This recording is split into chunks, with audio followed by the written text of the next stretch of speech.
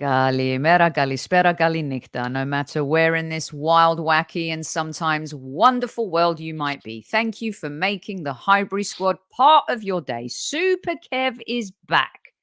Let's dissect. Let's get stuck into this. It's a new week. It's a blank canvas. Let's rock and roll.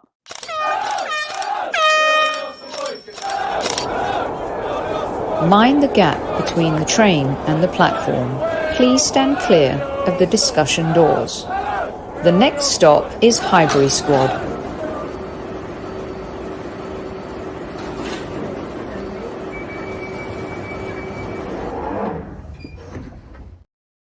Welcome back to Squad Central, my podcast brother from another mother, Mr. Super Kevin Campbell.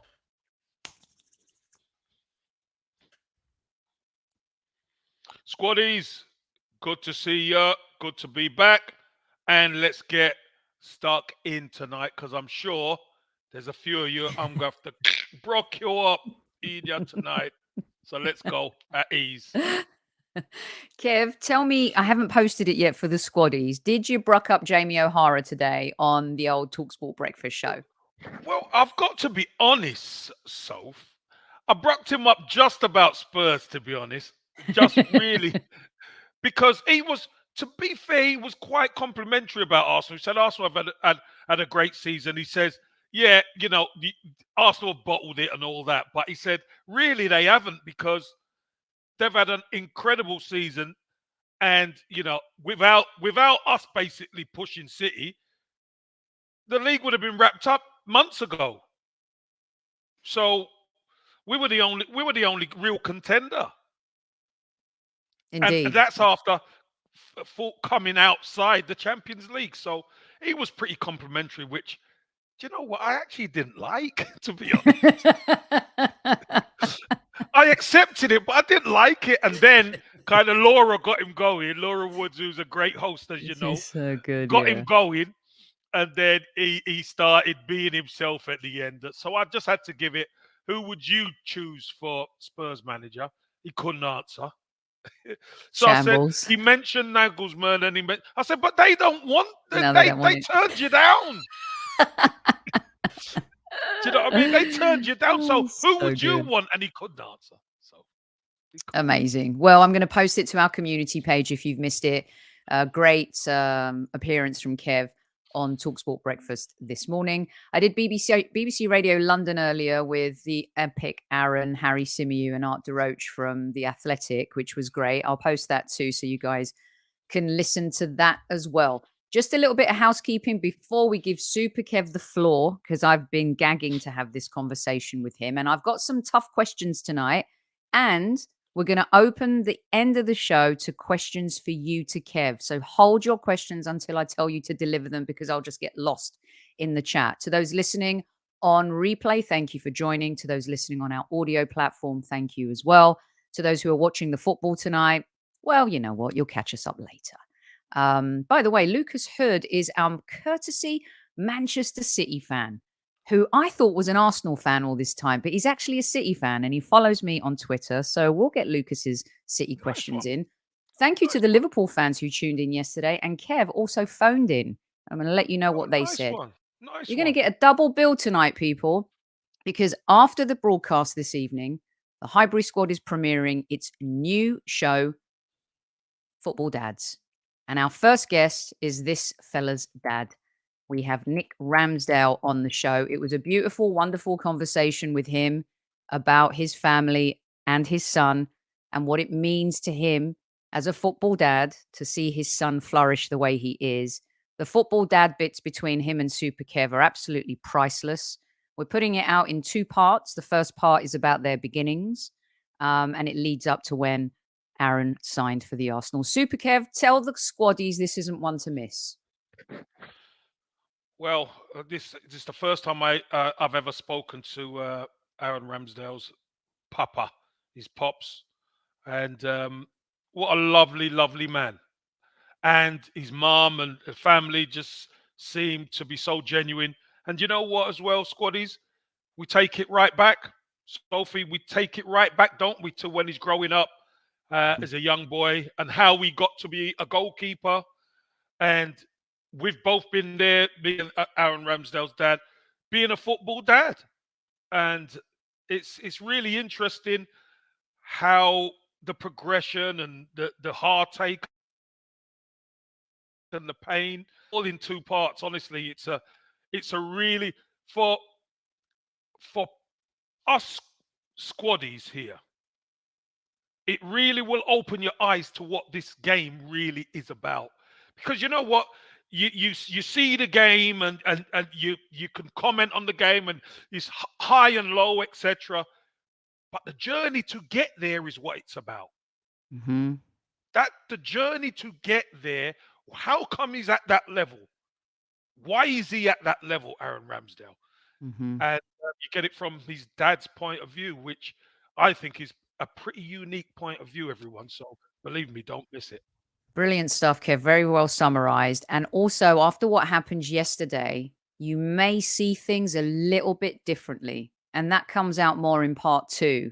But let me tell you, it opened up my eyes to so much stuff. And thank you to Nick for joining us. And thank you to the wonderful human who introduced me. You know who you are.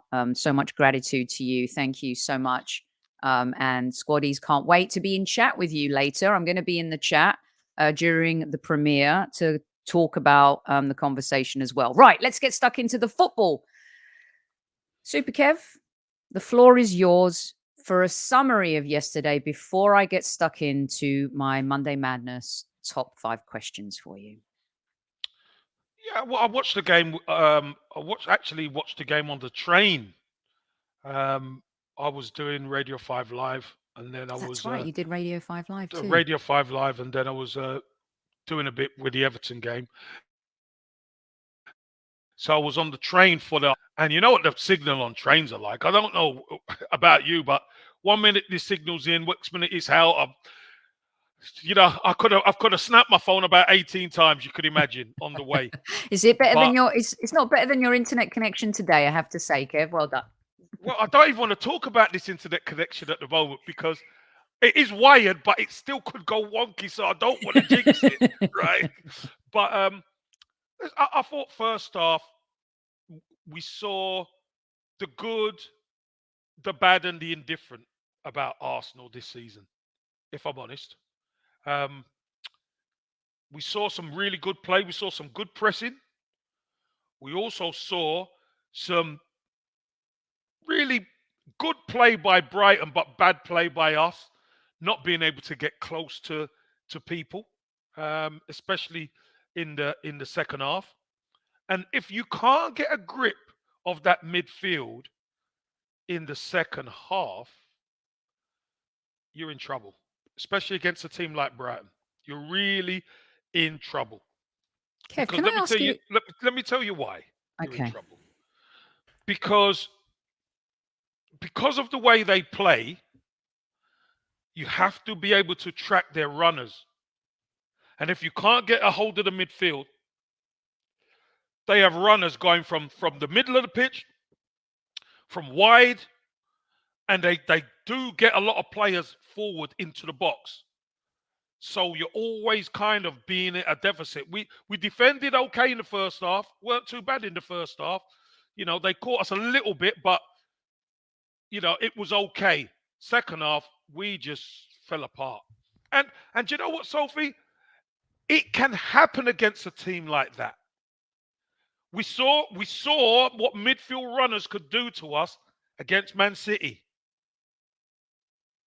Mm-hmm. And this was another one of those games where we couldn't get hold of that midfield, and the midfield runners were just killing us. And again, if you can't track runners from midfield in this league, you're in trouble. So let me ask you this, Super Kev. If Mikel knew this going in, and I'm just prodding at you here to get the answers as to why we think it went wrong against Brighton. We're going to talk about the season in just a little bit. I want to focus on yesterday's game because one of the biggest things for me was I didn't want to go out like that. Not with this title race. I wanted to go out. You and I had conversations about, man, if we can push them to that last game. And if you lose on the last day, or if you lose the title, the glorious pain of it all, but we feel it differently. The pain feels worse because of how we played. So if Mikel knew those things about the runners, that's a totally different setup to Newcastle, is it not, Kev? The way No, it's Newcastle no, play no, going no, forward. it's not. Because Newcastle have the runners as well. This is the thing. Newcastle have Joe Linton, they have Willock, and they have Bruno in the midfield, who Guimaraes, who that's where the runners are going to come from. They have the wide players as well, who are good. But the happens so we got a grip of that midfield. Because if you let them dictate to you like they did at Newcastle in the first half, like the first 20, 25 minutes, they give you a headache because all of a sudden you're on the back foot all the time. We let Brighton have the ball, and they can paint pretty pictures with the ball, but they weren't as cutting first half as they were, or we didn't allow them to be as cutting in the first half as they were in the second. Maybe there's a bit of tiredness. Maybe there's people who are just switching off. But who would have thought Everton go to their place and beat them 5-1? Everton are the one with the runners. They can't handle it. They come to the Emirates. We can't handle the runners. It's so It's bizarre. but this again. You know what, Sophie? What I'm saying isn't rocket science. This is the basics of football. Hmm. Because if you know a team's good at something, you have to try and take it away. You have to try and stop that. We know Brighton are good keeping the ball and getting their runners through from midfield to cause overloads and to get balls into the box. We could not handle them in the second half. So, Okay. but do you know what, Soph? Steve Stewart said no fight. Sad. I just think we absolutely run out of. I think we run out of energy. I So think we run out. this is where I wanted to go with you next. I get tactically you can um fall short on the day against an opponent, right? But the desire, Steve's right, and it's bouncing in left, right, and center in the chat box. Where was the fight, Kev? Where was I get, you might be beaten at a football match, but if you put your blood, sweat, and tears on that carpet yesterday, the way we've seen you, to go up to Newcastle and get that Mm. result, and then to put your sword down at home against Brighton, that's the part, Kev, that mentally you'd think they'd be up. Now, I've heard this pathetic narrative from many. And as a football player who's been in these big moments, I want you to please help explain this one to me. Many people I've been on air with, and also others, and I've seen it written, and I've seen professional people on television say that Arsenal saw the Manchester City result that morning and it deflated them and it deflated the fans. I find this completely insane. Please help me. Am I being overly harsh? I'm sorry. You, no. No, Soph, look, this season, I think I mentioned it on Talksport earlier on. I said all season, Arsenal and City have been going back and forth. Arsenal play first, City have to respond. City play, Arsenal have to respond. That's the way it's gone all season. So, Hmm. and there's been response. There's been some poor results. There's been fine results, but there's always been a bit of fight, hasn't there? There's always been that bit of fight. Yes. Sophie, I just think second half it got away from us. It got Hmm. away from us, and I think who was it? Taib says I'm making excuses. Taib, I'm not even going to be. I'm not even going to go there with you because until you've played professional, don't be so downright rude. I don't need to make excuses. I can only tell you what I see, and that second half performance wasn't Arsenal that we know this season. That was not the Arsenal that we know. So it's not excuses. It just what is. So yeah, do we want to play fantastic football and fight every game? Yeah, but you know what? We just didn't have it in the second half. That was plain for everybody to see, and we got we got what we deserved second half. If I'm honest, we Kev, did. have We you got what we deserved. We didn't deserve anything. you've been in situations where you've won the title, you've seen a team when you were in the youth setup win the title, you've played in a season, won the title, won a European trophy, won the FA Cup, saved West Brom from relegation, saved Everton from relegation. You've seen the pressure and the stress at the very tippy top, and you've seen this pressure and the stress at the bottom. And let me tell you something I said to Tony at the weekend. I go, man, as bad as I feel that this season's going to end without us winning the Premier League, these fans in these with support these teams in the relegation fight. My God, your hearts. I feel you, and I don't know what that pain feels like. It was painful when we started the season 0-0-0, but After 3 games, when right? You remember when that? it, Kev, when you get to this part of the season and you see those fans, you say to yourself, okay, perspective. But as a player, Mhm. have you been in those moments with the mighty Arsenal players you played with, where you've is Arteta and the players coming away from that game saying, "How the f did we lose that match? How did we play that way?" No, Arsenal will probably think what they'll probably think what happened there because they're still trying to do the right thing. So, believe me, they in their head, you know how to play the game. You've beaten Brighton down at their place. You know how Brighton play. But the problem is, Brighton were better than you on the day. Hmm. On the day, Brighton were better, and Arsenal could not handle Brighton. They couldn't handle them. Second half, so second half, Brighton were outstanding. Okay. So, as a player, you hold your hand up and say, fair enough, but you've got to look at the video. You've got to come up with some answers because I've said it before. If you can't get hold of that midfield, you're in trouble. And second half, we could not get a grip of that midfield, and they kept going through us, and it was only a matter of time. So, Yeah. I mean, and were you surprised that Mikel stuck with Jorginho? When you're talking about speed and plowing through, when you get talking about going through the midfield, you're not necessarily saying that Jorginho got outpaced and outdone over and no, over. It just means playing through the lines, and yeah, they. yeah, the way they play, it ended up dominating us in midfield, and that's it. If we've got the ball, we want to dominate them, and this is where, Sophie, the conundrum with Zinchenko comes in. You see, I'm getting because to that. well, all right, I don't want to go there No, yet. actually, Then just let's talk about it because it's part of the game. Everyone's been complaining about the fact that he's made mistakes, and I understand that. A lot of fans wanted Tierney, and once again, Arsenal fans, you got what you asked for. What did you think? Sophie, and here is the conundrum. I think we discussed it previously.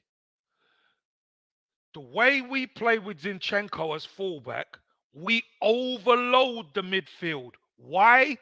So we can dominate it. When you don't have that extra player in there to dominate it, to cause the opposition a problem,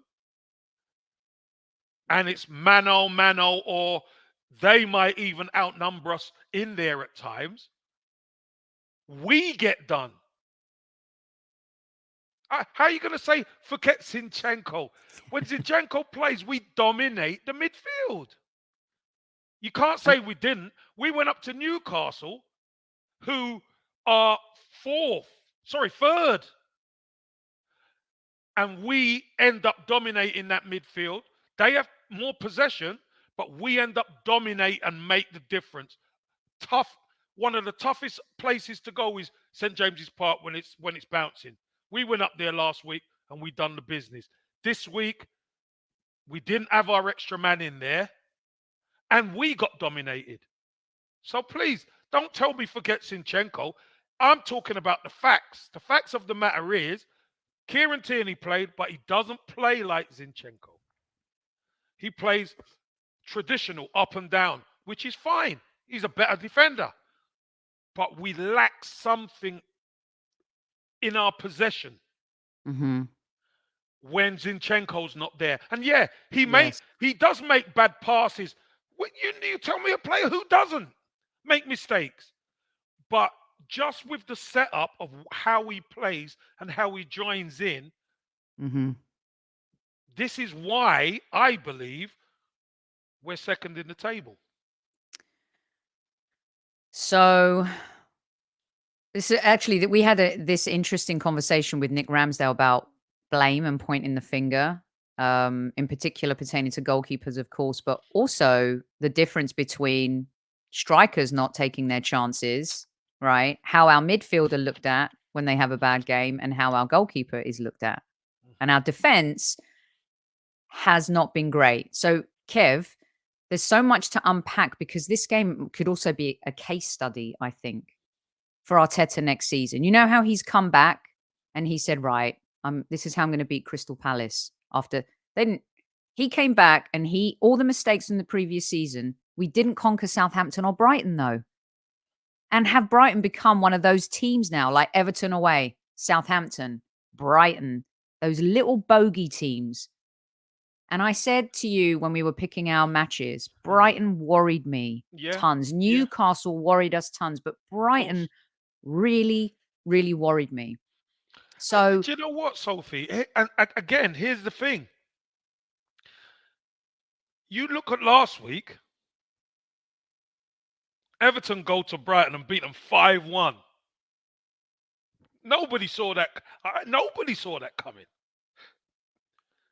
But their manager got a response.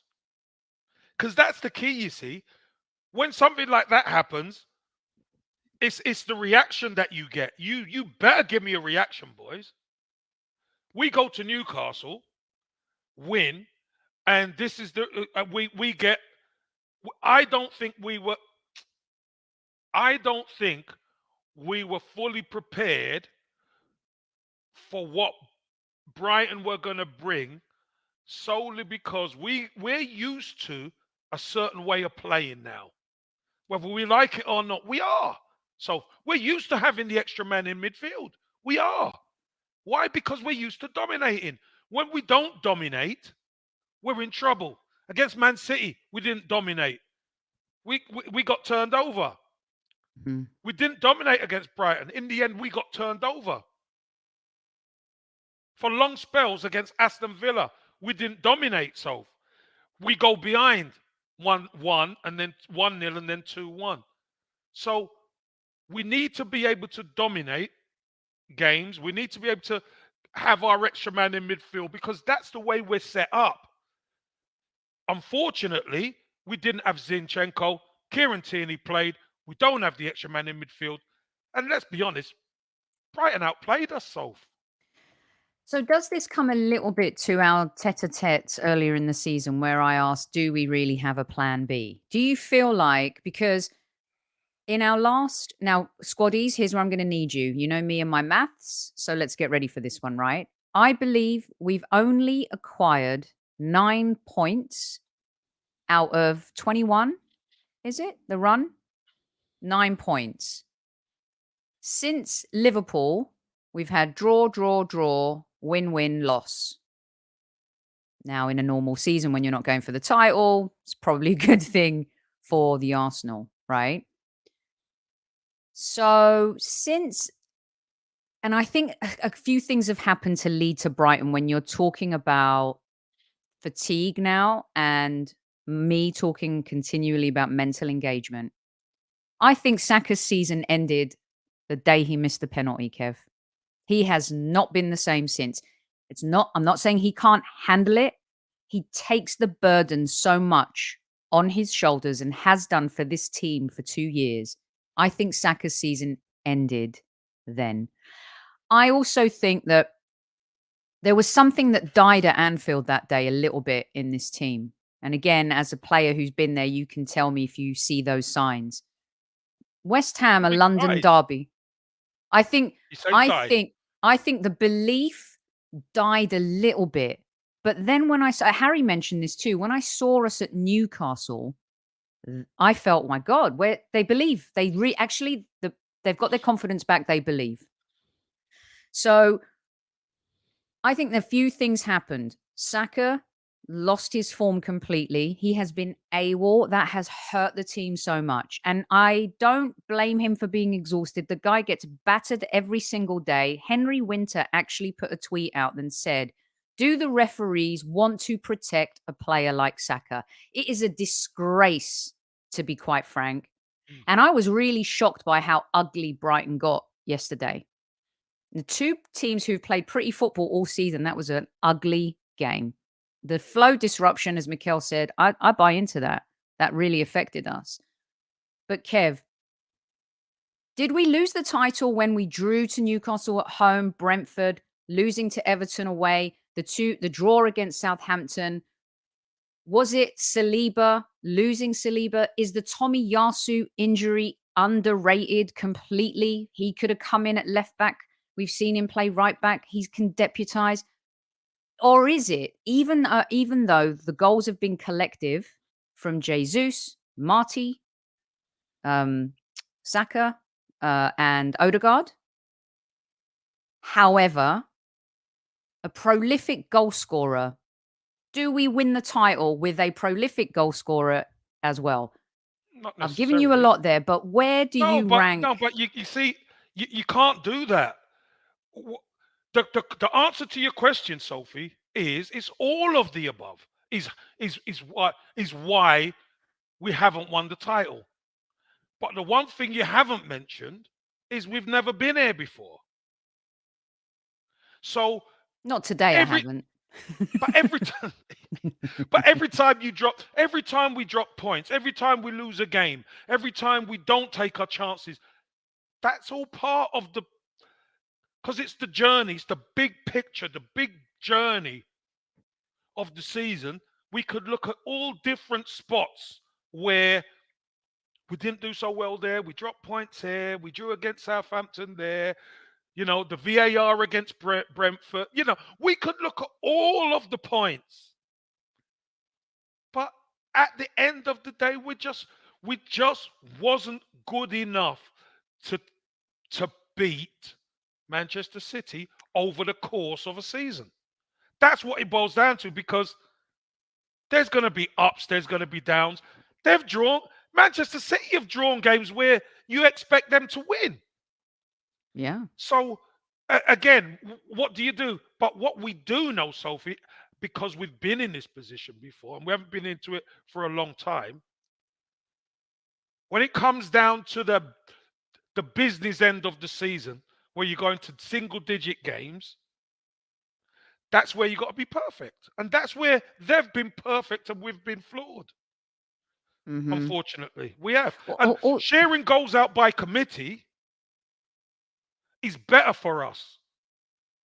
Because if you have one striker who scored 30 goals and you've got a few players who scored 5, 6, if the opposition stop your 30-goal striker, who's to say you're going to get the goals from all the other players? I You know get what it. I mean? Not every 30-goal striker is Haaland. I get it. However, we've missed a lot of chances, Kev. We've missed a lot. In that first half, we could have put Brighton away. I'm not saying put them away, but we missed. We could have. No, we could have. Soph, you're right. You look at the first half against Brighton. You look at the first half against even Southampton at times. We had chance. First half against Newcastle at home. We Brentford at home. We could have buried them all. But Sophie, we haven't. The building of this squad, we're not ruthless yet. No. We are not a ruthless team yet. That's what we've got to get to. And that will come. But we're growing. We have to go through the pain sometimes. We have to go through. We had pain when we weren't anywhere. Yep. Now we're second in the table. We still have to go through a little bit of pain in order to grow. And do you know what? Gooners, we don't like it. Nobody likes to go through pain to grow. But if we want to be that team or that challenger year in, year out, we take this, digest it, and we push on. Because there are games where we've been easy ozy Hmm. at home. Teams are scoring against us. You know, Bournemouth are 2-0 up again. That shouldn't be happening. That shouldn't be happening at all. We're conceding goals against Southampton and Bournemouth in the first minutes. It shouldn't be happening. So No. again, that ruthless streak in the mind is only going to make us better now because, okay, over the course of the season, the distance, we haven't done the distance, but we know now a little bit more what it takes. Because Hmm. that's what it's about, Soph, as far as I'm concerned. Yeah. We've Even got Mark. to know what it takes. Right. I totally agree. And Mark Goldbridge was so funny. He came out in defense of Arsenal saying they did not bottle it. And he said, listen, when you are in a mini metro and a Formula One car is behind you, at some point it's gonna take You could over and you win. could try and block it off all you like, but once you get on a fair Kev, stretch, it's just classic. And you know what? They rested Grealish, Kevin De Bruyne, Stones, and Silver, Silver, I think, as well at the weekend. I mean, no l- drop off. Do you see n- that? No drop off. none, none. And always be closing. One of my favorite moments, scenes in a film, Glen Ross, the always be closing, the ABC. That is going to be the next big, massive lesson for us to learn. But can we just, real quick, before I go on to the next phase? By the way, guys, that was only Monday Madness top 5 talking points number 1. No, I joke. I don't. They're all mixed in together. Can we just take a minute to talk about Pep Guardiola, Kev, before we move on to the next Mhm. phase, Arsenal? People under. So Dan and I had a conversation, I think it was with Harry and Tom a few months ago, where we were saying Antonio Conte will get Tottenham going. And their argument was Harry Kane and Son are the reason. And there's this juxtaposition, right? Because really, they've been rubbish since Conte's gone. I actually think they would have found a way to maybe get Champions League football with a manager like that, just like they did last season. But total Spursy, they sacked the manager. However, let's park that for a second. A really good manager builds a team in his image. Pep has done it everywhere. Barcelona, Bayern, Manchester City. Klopp has done it at Liverpool. Conte did it at Chelsea, did it at Juventus. We're seeing Mikel Arteta now slowly build a team in his image, right? Pep Guardiola, Kev, I think maybe this is the only manager who you take out of a team and you won't know what happened to them. You Bayern Munich haven't won the Champions. Have they won the Champions League since Pep left? They No, haven't they? They no, haven't. not since. No, but they never won it with him. But they've not won it since. But I know you're talking about deep pocket teams, but Mourinho's had deep pocket teams. There's a lot of managers that have had deep pocket teams and you win and you don't. I still think, No, they did win despite it. the What are you talking money, about? he's a. Didn't they win it? Where Coutinho was with them. He went from Barcelona. Do you remember? Yeah, yeah. Yeah. So sorry, they have won it. Coutinho won it So, with them and not Barcelona out. Kev, I think, yeah, that's what we thought. I thought anyway. Uh, I think Pep Guardiola could take. Hear me out here. I think he could take, like Ranieri did at Leicester, and have a team challenge for the title. Pick No a team. chance. You don't think No so? chance. No I think chance. he's that good as a man. I think he He's, is he's o- different level, yeah, but he's only good with the top players. but we don't know what he's like with average players, do we? Yeah, yes, we do. Do Do you we? remember his first season at Man City? You where Yes. Do you see what happened? I remember it like it was yesterday. The same game against Everton at Goodison Park, and I think Everton beat them 3 or 4-1, something like that. And Pep Guardiola was in the dug. He was sat in the dugout, just looking at the floor. I remember Didn't that. know what to do. And then that summer, he went out and spent 100 odd million on fullbacks and stuff like that because he realized what the Premier League was. He realized what it was, so and how he had to adapt to it. It was So the first time he hadn't won a trophy in his entire career. exactly, and that's what the Premier League could do to you. Yeah. But what did he do? Dug deep, went out, bang, bang, bang, brought in the fullbacks, brought in the defense to make sure he's sorted. He had Aguero and all these guys already there. The rest is history. Yeah.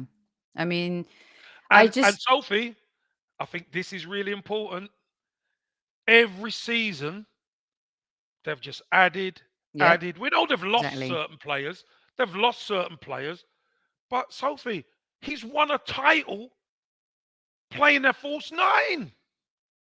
I know. That's what I'm saying. Like, but that just lets you know how good his squad is.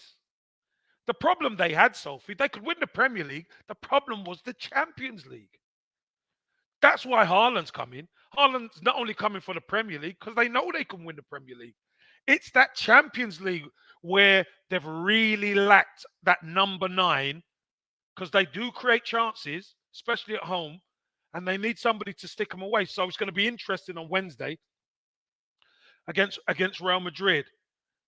Key point for us, though, Sophie, and this is where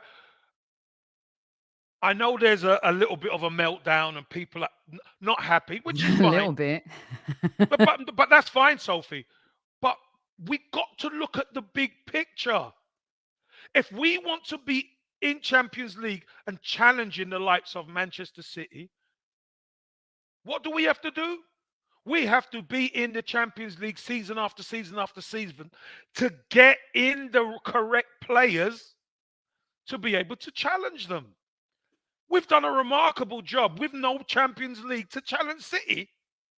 Look at City. That's what worries me. We've only City been are in playing the semi-final of the Champions League again. I know. We have to here buck we up. are. Here we are feeling all disappointed and upset. Why? Because they're better than us in the league. We are punching way above our weight. Listen, and I said we're Arsenal. Kev, I said but look at the squads. Kev, I said on BBC Radio London, I know it was tongue-in-cheek a little bit. Sorry, Lucas, you'll like this one, though. I said, you know, with everyone lauding this Manchester City team as being one of the, actually, some people have said the best ever, right? They haven't even won the treble yet. They should be embarrassed that they haven't won this league by 20 points. And I'm being joking, but actually, it's a serious joke. They should be embarrassed that we've taken them to the penultimate, the third game, the last games of the season. And we are the youngest team in the Premier League. We hardly have a bench. We've got a manager who's been 3 years in a leadership role on the job. I think Manchester City should be embarrassed. There's my takeaway. I don't think Man City should be embarrassed. I think the likes of Liverpool, Chelsea, Man United, all these teams who are supposed to be right there, they're the ones who should be embarrassed, Soph. And let's be honest, us and Newcastle are second and third. Exactly. So City sit at the top, which I get. They are the best team in the league. Didn't like. I wanted Arsenal to do it so bad, but we just couldn't get it done. But all these other teams who were up there challenging Spurs. I mean, the Spurs are a disgrace. I get all of that, and from I've got last that season to now. Listen, Kev. Here's one, and you can carry on because I've got this one for you. Is one of my points, which is the bottler choker thing. And I'm being dead serious about City. If you're that good, and you've got Haaland who scored 563,000.2 goals this season, you should be absolutely walking that league, especially as all the other teams have been garbage. So let me get your take on the bottle. I touched on it early, but I want you to carry on what you're saying with me adding this. I don't think we bottled it this season. I don't think we choked. I think all of those other teams did, Kev. And Chelsea in particular, it's actually disgusting when you think about how much money they've spent and how bloody rubbish they actually are. I think people should be celebrating Arsenal for their achievement this season. Without Arsenal, there is no title race. It is the most boring Premier League, a race for second, third, and fourth you'll ever see, ever. The relegation battle would have become the big, big, big, and it is a big story because there's still so many teams in it. But Kev, Liverpool have Jurgen Klopp. I don't care that you lost Mane. You've bottled the whole season and he's got away with it. They've been getting away with garbage performance after performance after performance. But Arsenal are the bottlers and chokers. And the reason why I'm going down the list is because we've had it in our ear from this lot all the time, season after season after season. Tottenham lauding Harry Kane, all of his goals, which have led to no trophies. At the beginning of the season, they won the transfer window. Wait until they've hit fifth gear, they said. The biggest bottle job in the history of football again. I find it abhorrent at times that people laud Manchester City the way they do. Their fans have every right to celebrate.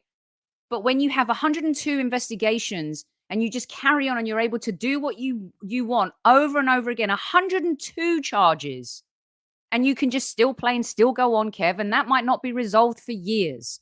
It won't be. That leaves a bad taste in my mouth. However, the players still had to get on the pitch and perform and play. The manager still had to do his job as well. As for the others, they're the bottlers and the chokers. Well, look, so there's a lot to unpack, but this is what I will say. I've said it all along, and now Arsenal fans will realise. If it wasn't Arsenal and if it was somebody else, they would get their flowers. People say, what a fantastic season. And some people have said that. But Sophie, nobody likes Arsenal. They hate the fact, and I say this the truth, they absolutely hate the fact that we were top of the league for so long. They couldn't wait for us to fail. And we're talking about teams who have been battling, trying to usurp Man City and never done it. And yet here we are, put this young side together, and we've been flying high, Soph. They couldn't wait for the World Cup. Oh, you're gonna fall over after the World Cup. And we kept on going. Yeah, we run out a little bit of a steam, and probably the squad got too stretched in the end. We get it. So we get it. We understand. We don't like it, but we get it. But those other teams who have got the players, who have been up there challenging, who have been top four year in, year out, challenging in Champions League. Champions League winner Chelsea a couple of years ago. They're just about in the top half. Yep. Liverpool having to fight and scrap, having to do their best to try and inch into the Champions League. And you know what? People talk about Liverpool spend. They've spent money. Liverpool have spent big money. Mm-hmm.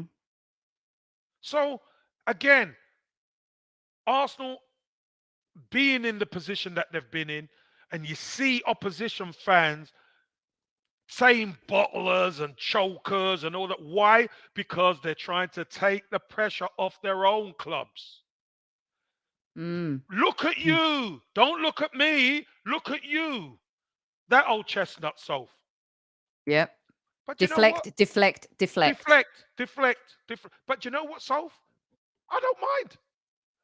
I like the fact this young Arsenal side are trying to win it.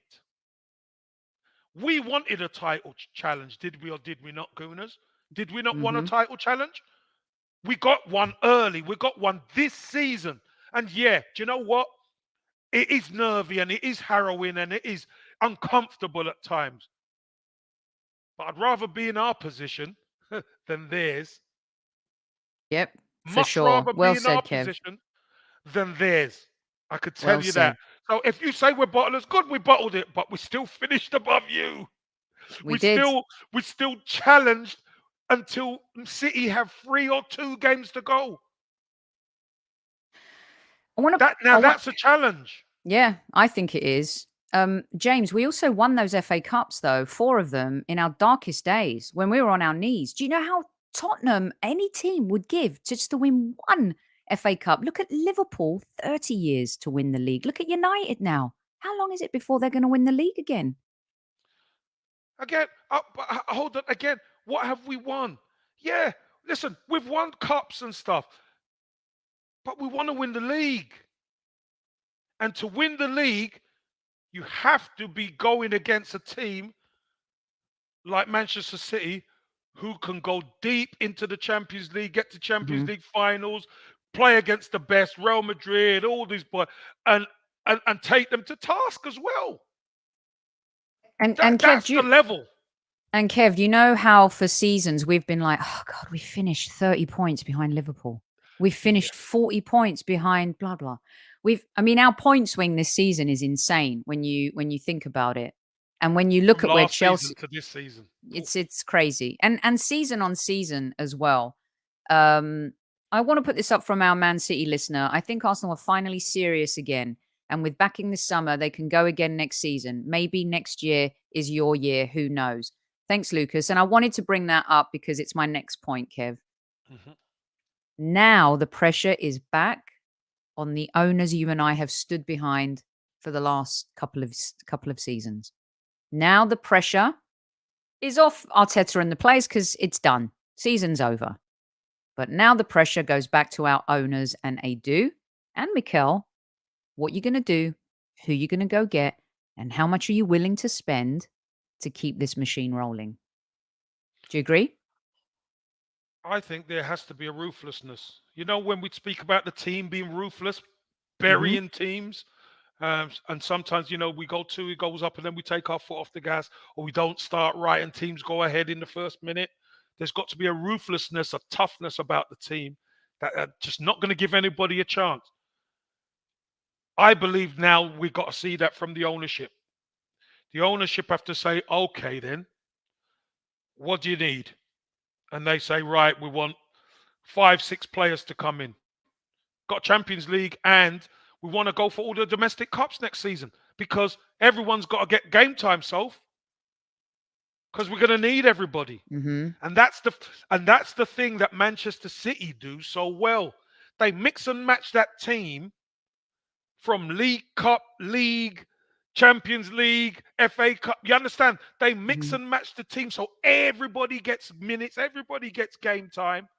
So the squad is ready and capable come the last embers of the season. Everybody's fit and everybody's up and running. We don't have that luxury. Why? Because we haven't been in the Champions League to actually bring in those type of players, the difference-making players, the quality that's needed to make a dent in the Champions League and to make us better down the stretch of the Premier League. City have had that for such a long time. Liverpool have had it. Chelsea have had it. We haven't had that for quite a while. So again, we're playing catch up yet again. So not only is it the amount of money you spend, the key is you got to get the right players, Soph. You've got to get the right players. And do you know what? I thought Casado, that was a really good audition. What an That audition. was a really good audition. Do you know what? What a player he is. And he ended up at right back. What a player. And looked very comfortable there. I actually was going to ask you, Kev, how many Brighton players from yesterday would get into our team? And if, like Ferguson, you remember Ferguson, every time United would play a player who outplayed them, he's right, I'm going to go buy him. I'm going to buy Ronaldo. Go buy him.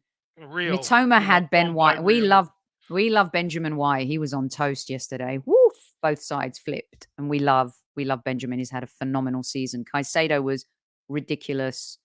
McAllister. Good as well. Good player. What did you Very think good of player. young Ferguson? Because Kyle had him on his scouting report last week on our show. He's a good player. He's a good player. Good young. He's an Irishman, isn't he? Good Hmm. player. Um, Old school type centre forward, but mobile. And I think there's big things going to come from him. Obviously, need to see it, but Mm-hmm. by the way he looks like a handful. He's a good player. All right, let's get to some questions here from Super Kev as well. Let me just mark a few of them right here. I just want to make sure What's the I'm score, done. everyone? What's the score? Oh, in the game. Right, that's right, because we're gonna let you get out for the second half. By the way, No, I'm on. I'm actually on Mr. Door. I'm oh on yeah, okay. So 9:15. So 9:15. Okay, we'll let you out yeah. before that. Liverpool are currently beating Leicester City 2-0. Liverpool are currently winning 2-0. Wow. God, I'd love for them to oust Man United from that Champions League spot. Nothing would Oh give me more God. pleasure. Also, Kev, don't you think Pep's drive? I know he wanted to teach Arteta a lesson because his mate got a bit too big for his boot early. Okay. But Pep Guardiola is driven by getting that treble to stick it down Manchester United's throats. I don't know if I'm here for it or I'm not. Which is the lesser of two evils? I kind of want him to do it in a way, just because United. Now you'll have another team that can brag about the treble. For No, us, and it's the so-called noisy neighbours. and it's the noisy neighbours. I Oh think my God. Manchester United are the new. I had a Freudian slip on Sky Sports and I corrected myself, but I truly believe Man United are the noisy neighbours now. I don't think, well, quiet neighbours, not noisy neighbours, quiet neighbours. Well, All well, right, you let's know get your what? pictures. Not pictures. Let's get your questions up. Super Kev. Okay. We'll stick with Lucas for a quick second. Got to ask Kev, if he was a player in that squad, would he consider the season a success, having been so far ahead? And there's another one to dovetail that, Kev. Hold on. It's from Amira. I think it's from Amira. Let's get this right. People talk about This so one. far ahead when City had games in hand. But when we were 8 points clear, did they have games City in had hand games in then? hand. City had One games in game, I hand. think. Then the City FA had, Cup, yeah, it became but two. City had games in hand. So again, you much rather the points on the board, 100%. But you've won nothing being 8 points clear. Mhm. Remember that, people. You've won nothing. At the end of the day, it's gonna come down, as they call it, into the stretch. When it's at its tightest moments with 9, 8, 7, 6, 5, 4, 3, 2 game ones to go. That's the tight times where you've got to perform, where everybody's fighting for something. And we just, unfortunately, we've just fallen a bit short. But what I see as success, I I see it as mission accomplished, getting back Mhm. into the Champions League in second place. Yes, it's mission accomplished, but it's not a success. No. Again, if you win a trophy and you qualify in the Champions League, you've had a successful season. If you qualify in the Champions League, it's mission accomplished, not success. It's a mission So, accomplished. so technically, do you think Manchester United have had more success than us this year? Yeah, they have, because they've got a trophy. Because you know what? When the team picture comes out, Soph, I keep saying this, don't I?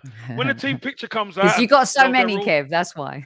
yeah, and they're all sat there. You got the lads in the front, and there's a bit of silverware in front.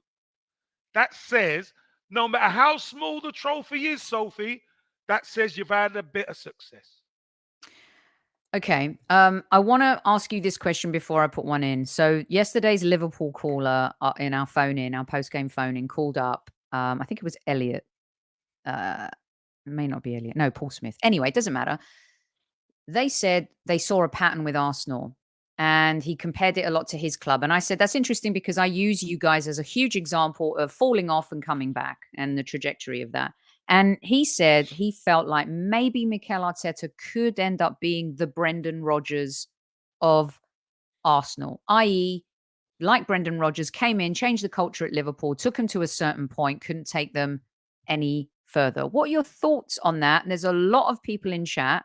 Thankfully, none of our listeners calling for Arteta's head tonight, but there are like smart questions, like from Viju as well. Why couldn't Arteta improve his player rotation and not play the same players in the same formation till his hands were forced? Just little things like that, Kev. What's your take on the Liverpool caller and a little bit of what Viju's saying here? Well, the Liverpool caller, it's easy to say that.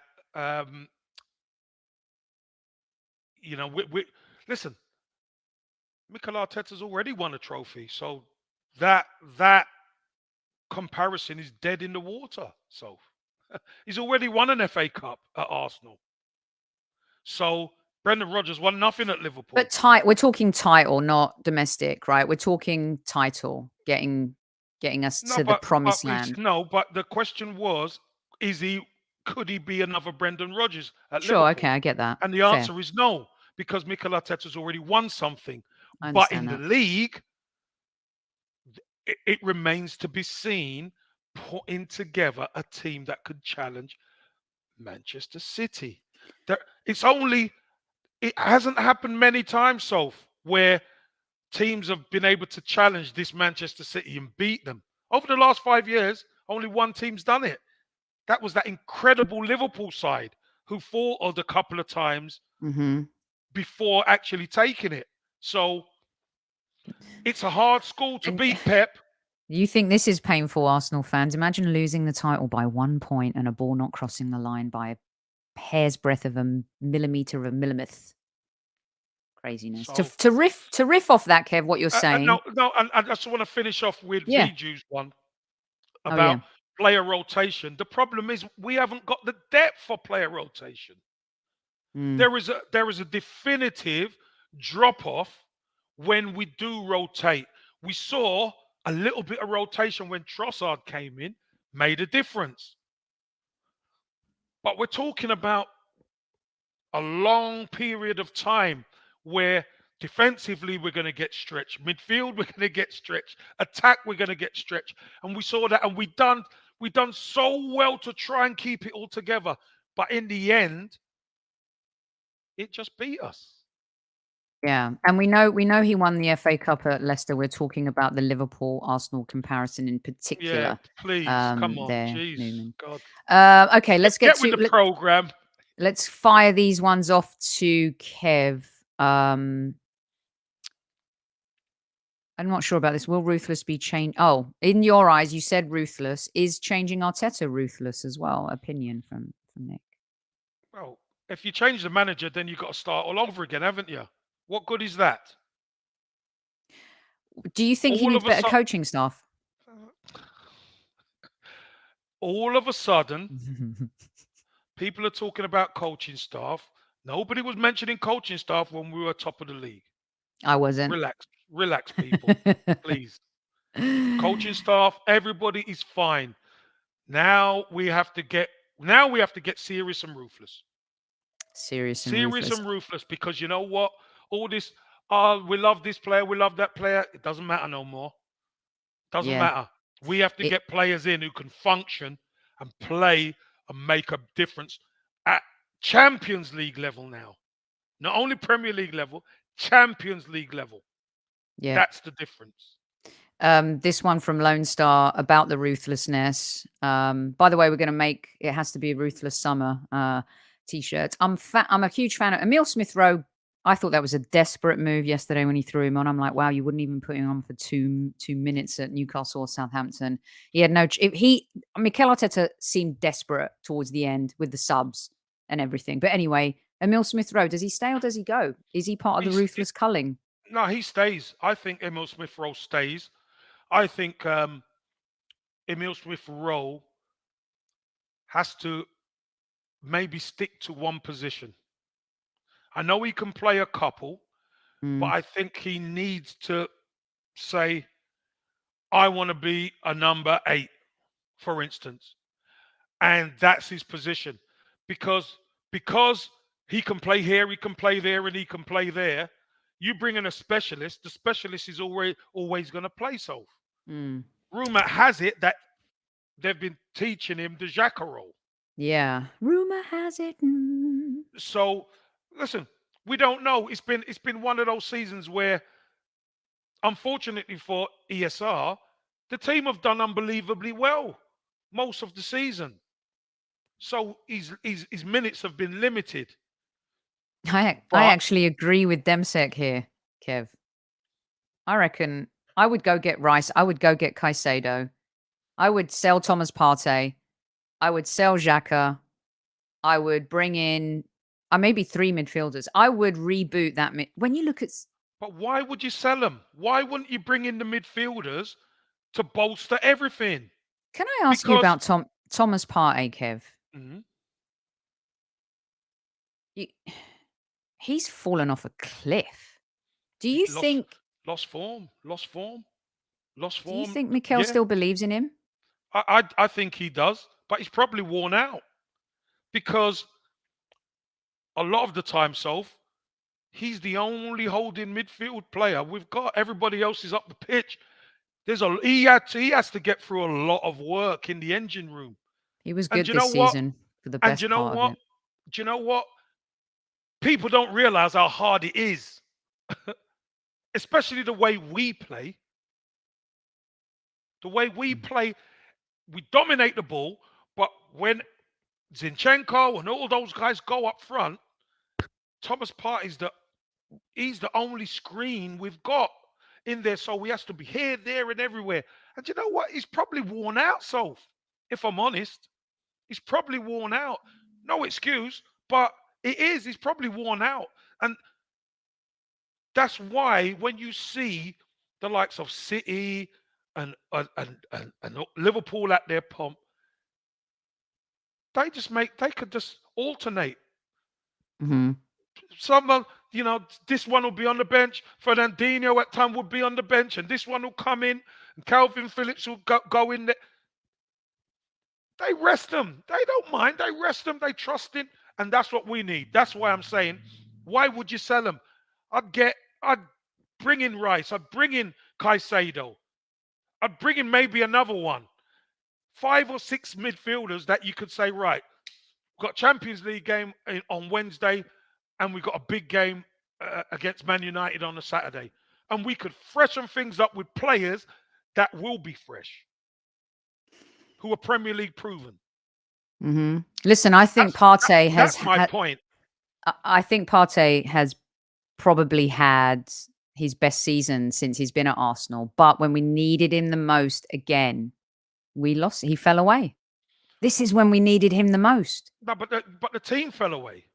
So it doesn't. Yeah, but It's he's a not rocket. nucleus. Look, we can't Yeah, give yeah. him the So, but credit. it's not rocket science. He's not the only one who fell away. We fell away as a team. He's We not the only one. No, but we fell. Okay, but you No, fall no, no. away There's no with. buts, Soph. We fell away as a team. Of course, we Because did even because eventually. even when Thomas Partey didn't play, we couldn't get the job done. No, I agree, and Whether we we we played pointed or out. not, we couldn't get the job done. Right, right. I get So, that. you know, look, like the question was earlier, Soph. We could look back at certain games and say we dropped points at West Ham, we dropped points at Anfield, and we played bloody well in at Anfield. First half, second half, it was the Alamo. We played well for half an hour against West Ham, only half an hour, and then couldn't recapture it again. We had our chance to win the game, couldn't take it.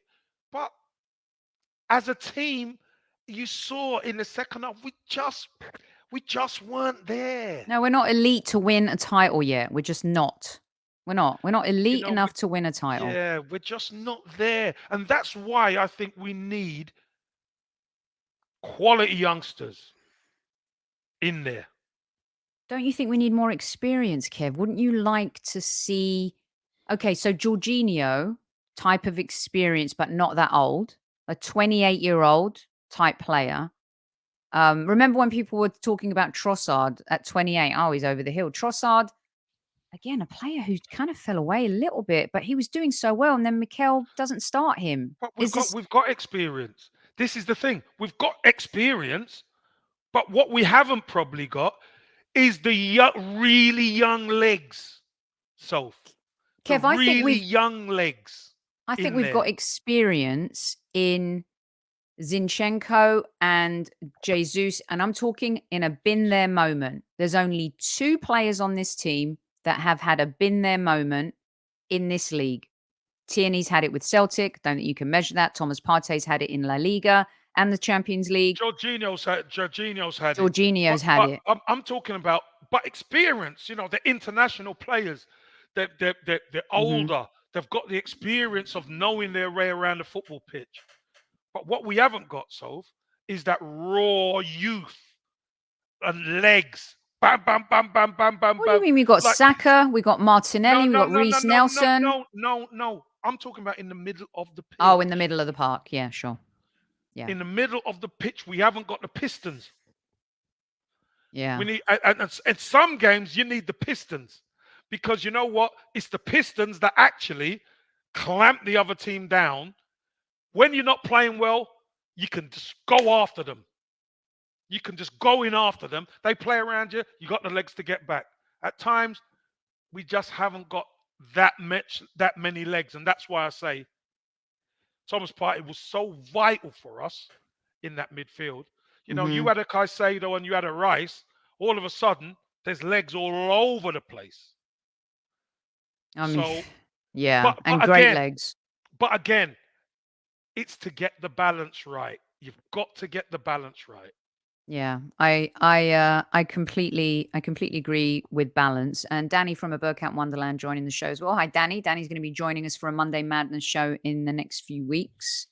Salute to you, one of the good guys in this old business that we're in. No doubt about that. Kev, a couple more to get you out on, so you get a couple minutes before your Forest show. Okay, real quick. This is an interesting one from Neil. When City win the treble, it's still an if. Do you think it's a when? I still think it's an if, because Manchester United, I tell you, they're going to want to stop them. That is going to be some FA Cup final. Red cards all over the place. Do you think they've reached their peak? If they win the treble, would City reach their peak? I Yeah, think he's going to want to repeat, don't you? he want to repeat, but that is the peak. And don't forget, Manchester City are going to lose certain players as well. Hmm. So there's going to have to be maybe a couple of incomings as well. So it's going to be interesting. But listen, let me just tell you something. That Real Madrid game is not over. No, it's not over. Everyone's written them off. Like, Write have Real they not? Madrid off at your peril. I'm telling you. Yeah. This is a club who know how to what is it, 14 or 14, 15 Champions Leagues? Come on. European Cup Champions League. This is the this is the yardstick. Real Madrid are the yardstick. City hasn't got one. City up obviously they're primed for it. They're us City in are the primed Champions for it. League. They're us in the Champions League. They've Exactly. choked, supposedly. Like everyone says we choke. Well, you know what? City have choked. This is what got me in trouble with Man City fans. So I'm just not Oh, gonna. they won't like that song. No, no, no, no. Please do as Matty says. Smash them to. Oh, actually, I thought you were saying to block the like button, but yes, Matty K, smash them to smithereens. you. Oh, right. Sorry. I should just take Matty's. I'm going to take that down because it wasn't exactly what I thought it was. Right, Kev. I Last was one. using it for the like button. It don't matter. We'll use it. Real quick, because if I don't ask, they'll kill me. Lots of questions about the refereeing and affecting players. Yeah, look, the referee started bad and got worse at times, didn't he? Mm-hmm. Let's be honest. But no excuse, no excuse. Brighton were the better side. I've got no bones about say calling it as it is. They were the better side, Brighton, and they deserve to win. We just fell away in the second half. It just it's not that it weren't our day. I just don't think we had the energy anymore. Mm-hmm. The fight was knocked out of us in the end. And fair play to Brighton. What a great win for them. But I expect a response Mm-hmm. against Nottingham Forest. I'm telling you now. You don't sit in second place, get turned over at home, and then go into your next game feeling sorry for yourself. No chance. Well said, Kev. No We got to chance. finish strong. Got to finish Finish with 2 strong. Got wins. to win the Yeah. next two. Win the Yeah. next two, and then go into the, at least a bit of pride about yourself. Yeah, definitely. Absolutely. Well, this has been a spectacular. Listen, we're going to get into all of this, Nick. From the Bellingham's going to Real Madrid. That's done deal. We are going to do this with Kev. I'm going to have Kev shape up his starting 11 for next season. And you guys are going to love it. Trust me. It's going to be brilliant. And we're going to do a lot more of this stuff. There's going to be plenty of time to talk about all this stuff with Kev once the season is over. Super Kevin Campbell, our premiere episode 1, part 1 with Nick Ramsdale is at 9:45 UK time. So that is in about, remember, I'm rubbish at maths. I think Make it's in sure about you half an watch hour. it, people. I'm telling Please you. watch it. I And will share it. be in chat with you guys. So please, I programmed it so you could all watch the end of the football, but it sounds like that game's pretty much over anyway. So 9:45, I'll see you in chat. Super Kevin Campbell, take us out. All right, squaddies, listen. We know it hasn't ended well, but be proud of the team. We love the team. And do you know what? This is the foundation of something special. This is what I believe. I don't think our club's gonna sit on his hands. I think they're gonna go for it because I think they realise what a special group we've got. I don't see them giving all these guys contracts just for the sake of it. All these boys want to win, and you know what? You listen to that uh, football dad's podcast later on, and you'll see why. You'll see the first remnants of the journey of Aaron Ramsdale and why he's our keeper. Great job done by Sophie and Mr. Ramsdale. I was just there for the beer. Anyway, look after yourself. We love you. With all we've got, everybody, remember that everybody comes for us when things go wrong. And they should be worrying about themselves or worrying about Manchester City running away with things. But who do they come for? They come for the Arsenal. So you know what? Have your pride, keep your head up, and we love you. Take good care, and at ease, squaddies. At ease.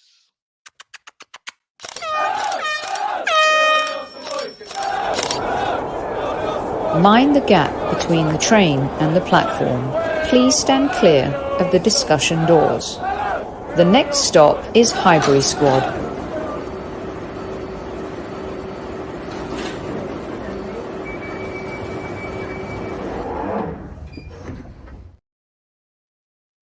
Before I go, red card for you know who.